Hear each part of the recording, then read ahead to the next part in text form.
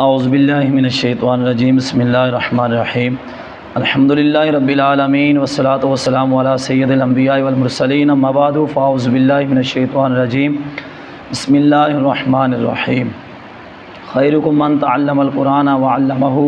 आमन्तु बिल्लाहि सदक़ल्लाहुल अज़ीम अस्सलातु वस्सलामु अलैका या सय्यदी या रसूलल्लाह व अला आलिका व अस्हाबिका या सय्यदी या हबीबल्लाह। अल्लाह तबारक व तआला के फ़ज़ल व करम से करीम आका अलैहिस्सलातु वस्सलाम के सदक़े से और ख़ुसूसन बिलख़ुसूस वालिदैन की असातिज़ा की दुआओं से